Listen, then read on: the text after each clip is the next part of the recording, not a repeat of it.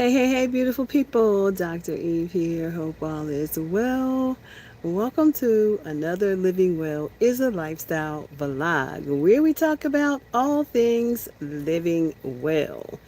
And today we're going to talk about what's your reserve looking like? What is your reserve looking like? Such an important question to ask ourselves right now because so much is happening in the world. Um, and I want us to begin to think outside of the box that we place ourselves in, particularly because so many people have lost income, lost a job, in bereavement, lost a loved one, trying to figure out life, just really trying to figure out life. And here we are at the beginning of another school year. For those of you who don't know me, I am Dr. Eve. I have a PhD in human services, and my work centers serving my community, serving my family, serving God first, serving my family, and then serving my community in that order. But most importantly, doing the things that God has entrusted me to do in this time. And so I was sitting here working on some seeds and putting some more seeds in the ground. Why? Because if you don't put seeds in the ground, then you don't get fruit from the seeds. You don't get food. And with things the way that they are right now in the Middle East and the ships being stopped and so many delays, we don't know what it's going to look like for our food supply, our food chain. And that is an important thing for us to think about. Why? Because we have to feed our families. We have to feed our families. And so, quite frankly, I'm really tired of thinking about it. So I am more a doer than I am, I keep pondering something, right? I'm not going to keep thinking about it because I believe that we can be a solution, right? Many folks will say, well, I can't grow. Listen, I'm about to put a whole hydroponic system in the house with some bins and some cups and some daggone water. Okay, I am about to build one in the house because I, the way they're messing with the elements, the natural ways of air and clouds and things. I just don't know. I, for the life of me, can't rest to think that it would be safe. Like I can't fathom that I shouldn't think or peel back the onion of just in case, right? Because I am that person who will peel the onion all the way back until there's nothing, no more layers, right? And I think that that is a good thing because that's the solutionist in me.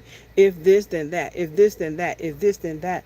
Because I have to say, I am in the mindset that have I exhausted all of my options, right? Because as a researcher, that's what we're taught when we are building our surveys, when we're building our instruments to survey others.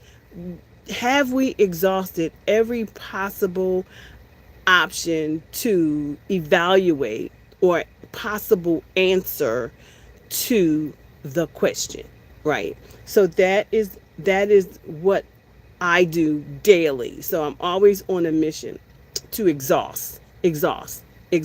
Not me, but exhaust the answer. Do I got all my answers covered? Do I have all the bases covered? For the person who lives in an apartment, the person who doesn't have a home, the person who's living in their car, the person who has land, the person who doesn't have land, the person who doesn't have windows, right? The person who doesn't, there's so many things that we have to think about when we get here and we share with others about the importance of their reserve. There's your supply chain in your home supply chain. What does that look like, right? And when we talk about that as servant leaders, we have to talk about it from that perspective of have we exhausted all the options though? So today what we're going to talk about, because there are some other things that I'm going to be wanting to talk about. I can't cover them all in this video, but I will cover this one because I need folks to begin to think about the fact that your money can't buy what is not available. Let me say that again. Your money cannot buy what is not available. If the food supply chain is not able to deliver food, then where is your food source going to come from? And I want you to also think about that from the perspective of, oh, I'll just go to the restaurant. Well, the food supply chain also supplies the restaurants. The food supply or the farmers supply the restaurants. The farmers supply the stores. The farmers are going out of business, or they're having a difficult time even growing food. Why? Because they don't have the fertilizer or the tools or the things that they need. Why? For the same reason we don't have the food or the trucks coming in to deliver things, because of the Strait of Hormuz. A lot of our things come from another country. And we have to begin to search ourselves to say, how can I eliminate, how do I cut out the middleman? How do I cut out the middleman so that I can eat, so that my family can eat? And the way you do that is to sow a seed. I need you to sow a seed. If you don't know how to do this work, and you are in my zone or near where I live, then follow me. Ask the question. So many people don't know a thing and won't ask a soul. Will not ask a soul. For 5 years, I have been out here on this beaten path talking about the importance of food, water, shelter, and energy. All of which God told me to do. All of these things. But no one asked the question, what do I do first? What can I do next? Why are you doing these things? Why is it important? You have your own onions to peel back, right? Like, I peel back my onion. I don't care what I'm doing. I am a researcher. I am used to pulling back the onion. If that don't work, then I got this backup over here. If this don't work, then I got this over here. If this shuts down, then this is what we're gonna do, right? Because if I don't, so who's gonna think about it? It's sweltering out here today. I don't care how hot it is. My animals are fine. My chickens are doing well. My rabbit, who's giving me my fertilizer, is hot but doing well also. My quail that I'm growing don't have no names because I'm growing them for meat. Everybody's doing well. And I'm not doing this for fun. I'm doing it out of sheer necessity. I have a family. I have a family to feed. A family who probably a few years back probably felt like most of you, looking at me doing all this stuff, saying, Noah, it's never going to be, they've always said it's going to be this or it's going to be that. Well, if we cannot see the handwriting on the wall, which they are now believers, because God will make a believer out of you. You hear me? When he tells you to do something, he's going to make a believer out of you. I'm hot, y'all. I'm hot. So today I am planting, and this is what I want to talk to you about because I think it's important for us to sow a seed. I was just watching a video of a husband and wife. They were talking about if you had 30 days, would you have enough food?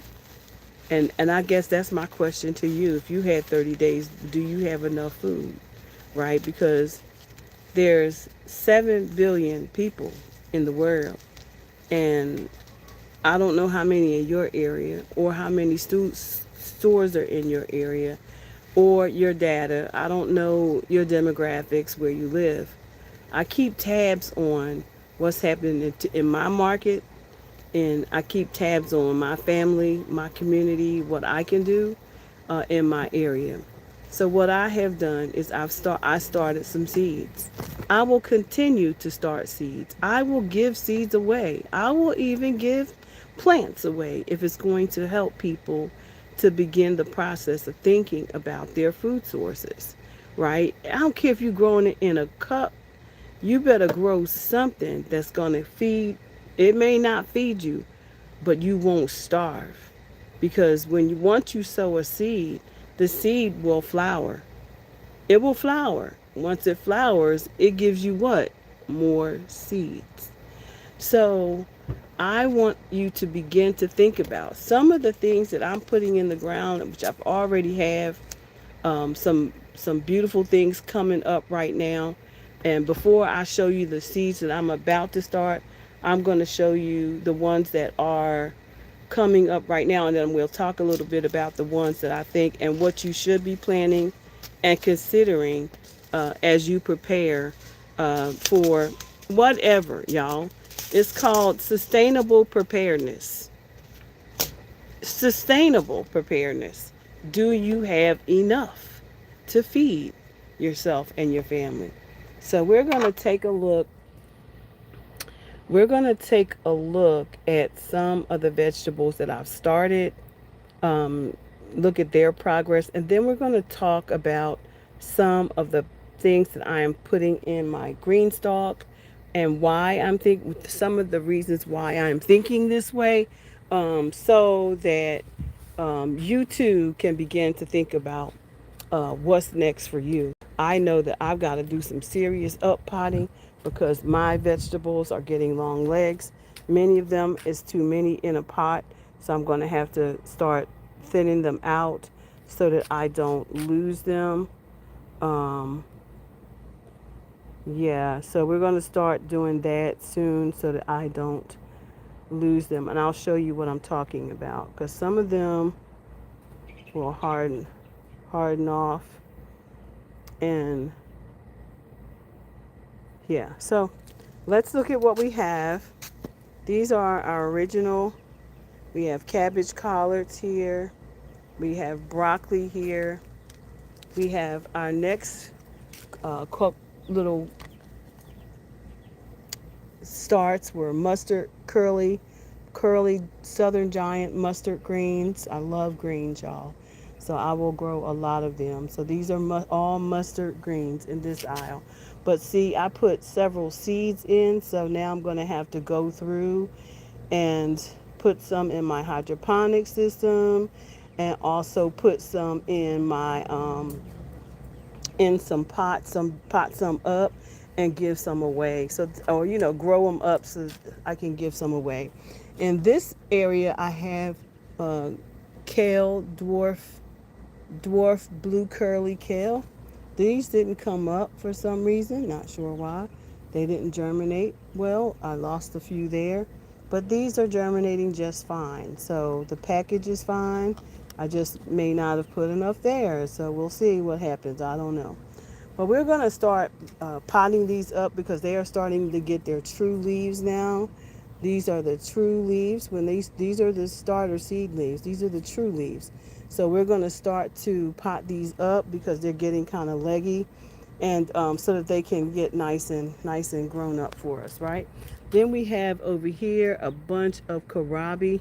Kohlrabi is an amazing vegetable. It puts me in the mind of a cucumber. After the vegetation, you can also eat, but it puts me in the mind of a great big old underground cucumber, a round cucumber that you can season to taste. Then over here, of course, these are our cabbage collards. We have broccoli here, and over here I planted some more kale. This is Siberian dwarf kale that's coming up right now. These were planted a few days ago. Looks like bok choy is trying to peep through, not a lot. I even tried to plant a few more watermelon. I said I'm gonna try 4 more watermelons, and because these are my seeds, these are the seeds from my watermelons, which were really really big. I don't like the sugar babies; they are too small. I like big watermelons. I did start some more cucumbers, so a few of those have come up. These are my cucumbers from seeds, so we're gonna see how long that takes for them to come up. Over here, I've also planted up some mung bean. I love mung bean. I love mung bean sprouts. So these are very, very healthy beans, and you can also eat them as sprouts. I also planted some Alaskan peas, and so they are a strong pea system. So I don't know whether they're cold. I just know that I've just planted them, y'all, and they're coming up. We're gonna see how they're gonna do, but the Alaskan peas are emerging. Over here is the Cherokee wash beans. So these are big beans. These are the Cherokee wash wax beans. And so these are all beans. A few of them have surfaces. These are only a couple days old. So these 3 trays are just a couple days old that are emerging now. And of course, the kale is always seems to be the first thing that just kind of just does its own thing. We did plant some Brussels sprouts over here, but we only have a few of them coming up right now. So we'll see. I don't know how long it takes for them to germinate, but we do have a couple of them coming up. No cabbage have emerged yet, so we're just waiting on those. We are also planted some Kentucky pole, and one of those have come up. I see a couple more trying to peep through. I did plant some rutabaga.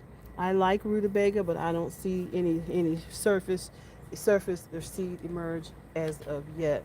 So those are some of the seeds that we have planted so far, and and so what are we going to be planting today? I wanted to just kind of show you guys my couple of green stalks and what they're doing, because I have to plant some root crops as well. But this is one green stalk that's doing well. It's got celery. I'm getting ready to take those cabbage up. I think that they are weathered. We're going to take those out. We probably take the celery out too and start some more of those. Um, the chives, they are cut and come again. So I just cut and cut, and then they just keep growing. So we're going to cut those. They just coming out. We're going to cut those and replace, or we're going to cut those and just let them keep growing because they just keep growing right on through the winter. We did put in some beans though, and the beans look great. Peppers are doing great here as well. They're getting tall and they're going to getting ready to get more pepper. So they'll probably continue to do well. I will leave them in here. The chard, it's been around a while. I don't know. We're just gonna let it keep going. Oh, look at there. Y'all see him living in there, probably eating good. So we got more peppers here, more beans in the beans. So that's what we're gonna be planting a lot more of is beans. This is my green stalk. I just cleaned it out.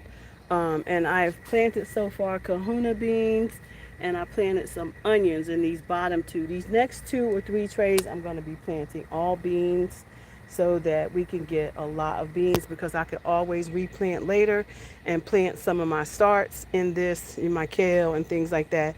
I can plant those in after I get the beans. So that's the plan.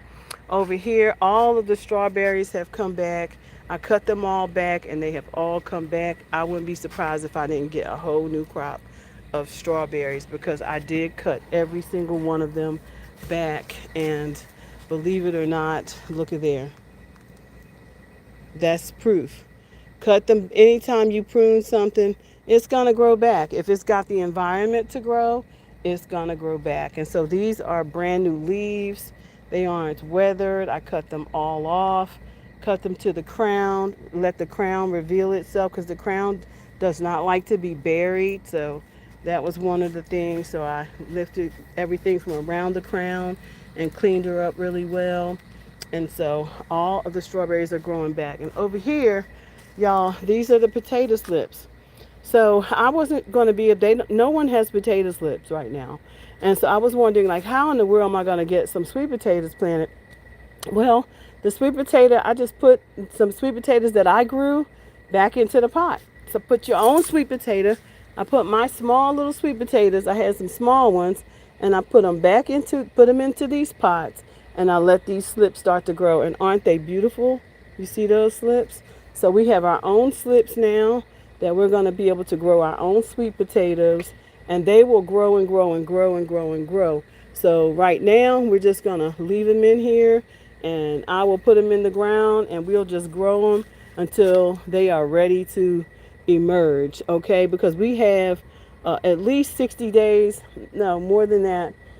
September, October, our first expected frost is the first week of November, so we have at least 60 days of growing that I can do. I'm getting ready to also put beans into these pots right here, because why? It's enough soil for me to plant something in. I'm going to do salad bowls here. I'm getting ready to put in salad bowls here. So that's all doing well right there. What else do we have going on? Okay, so the other thing that we're going to be doing over here is we're getting ready to plant our potatoes. So we have our potato seeds ready to go. These are our potato seeds, and they are beautiful. They have nice sprouts on them. And I found these bags, because I was looking for bags to plant them in. I wasn't sure what to plant them in. I know I wanted a deep bag, just to have a bag, just a big old giant bag. And I didn't want, so I bought these bags, and I don't know if you guys know about it, but these are contractor cleanup bags, and they are actually woven. So they have a woven texture, like, so they have air, right? So they have a woven texture, 16 bags. They cost $19, holds up to 110 pounds. I thought that was pretty cool.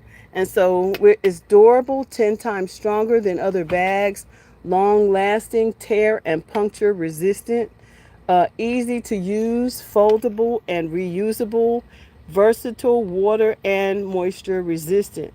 Water and moisture resistant. So I love that. So we're going to be rolling these down and putting some soil in. I'm just trying to figure out where to put them.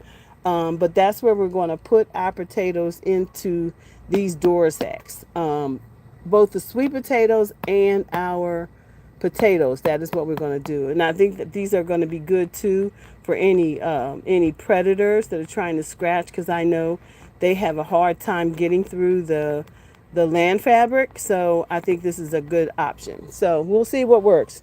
Anyway, these are some of the seeds that I'm about to start as well, and we're going to talk about these right now. So some of the seeds that are on my table that I'm going to be planting are my beets. Number one, I'm planting these in a 17-gallon tote. These beets have 5 to 10 days germination. They have 60 days to maturity, which means that right at frost, we should have beets. Okay. It says that beets, high in vitamin A, B2, B6. You want to sow these as early as the ground can be worked. After planting, press down, covering with soil firmly. It performs best in full sun and well-drained soil. Um, Harvest when the roots are 3 inches in diameter. So it doesn't say whether it's cold or hot. It doesn't say any of that. These are a American seed brand I got just from the Dollar Tree, so I'm going to be planting them. I'm also going to be starting some pumpkins, because pumpkin is food. I know that many people distort the use of the pumpkin by, creating Halloween, lanterns and things like that. But pumpkin is a food. It is an edible, and so we don't need to waste food. So this is a small sugar pumpkin, so we're going to be trying that as well. Another thing that we're going to be planting is our Danvers half-long carrot. Now you can't see this one because this is from my local feed and seed, and so we're going to be planting the half long ones. I like the half long ones a lot. And we're going to be also planting these in a 17-gallon container. So we will let that way they in some very loose soil so that they can grow and grow and grow and grow. We're also going to be starting some turnip greens because I don't have turnips yet. I do love turnip greens, and so I'm going to be starting some of those as well. I also will be starting some Georgia Southern collards because I love those as well. Um, and with these, let me just tell you a little bit about them. The turnip greens, they will be mature in 40 days. Man, that's awesome. Days to germination, 5 to 10.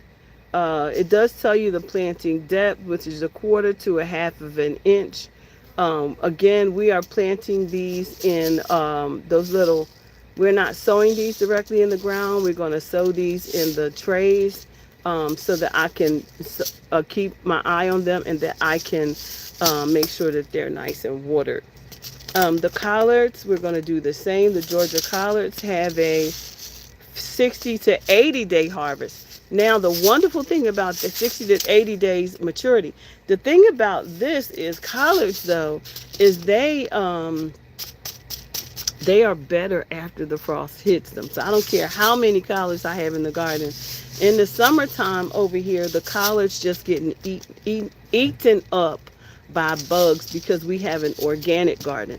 We don't put sevens dust. We don't put dust our vegetables over here. So because of that, a lot of the green leafy vegetables that will grow get eaten up by pests. They like to grow, but they get eaten up by pests. Another one that we are going to be planting is the dazzling blue kale. The dazzling blue kale. And this one has how many days? 5 to 10 days to emerge. Then it has a 30 to 60 days to maturity. That's a really good. So stuff is really going to be coming in. So we definitely need to plant those because they'll be coming in around the same time. Spinach now, however, spinach is a cold weather vegetable. It doesn't really like the heat much. So what I'm going to be doing is I'm going to start these, but I will be taking them in the house and putting them in my hydroponic system because they don't like they don't like heat. All right, they don't like heat, and we're not going to torture them. Another thing we're going to be planting is the Lacianato kale. Lacianato kale has a 60 to 80, 65 to 80 day window to harvest. That means they will be nice and tall, nice and ready to pick leaves and all of that. One plant per 12-inch container. So, yeah, so we're going to start these just like we do in our feeder trays and see how we do with those as well. Another thing we're going to be planting is our cabbage, our red acre cabbage. This is by Botanical Interest. I have a bunch of these Botanical Interests. I like their seeds. On my some of my cabbage did grow. I can show you a couple of them. Let's see if I can take you over here, show you this. The bugs ate at them a little bit, but they're starting to get solid and they are still here. And that's why I'm going to plant some more of them. This is that cabbage. And it's getting a nice head on it. And so, but the bugs ate the outer leaves. So we're just going to don't worry, we're going to leave those outer leaves for them.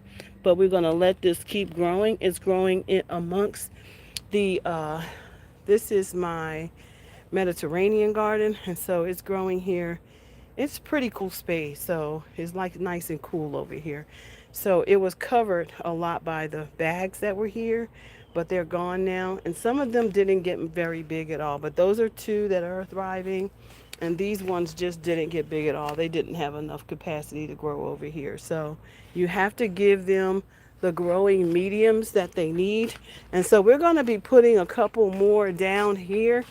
um, they grew, but again, and their leaves are so tough.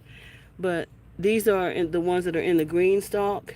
So that's the cabbage that uh, that I'm going to try to grow, and see what kind of results we get for those. And that is the cabbage red acre. I love red cabbage. It is really good for you and good for your heart and all of the things. And of course, we are going to be doing some iceberg.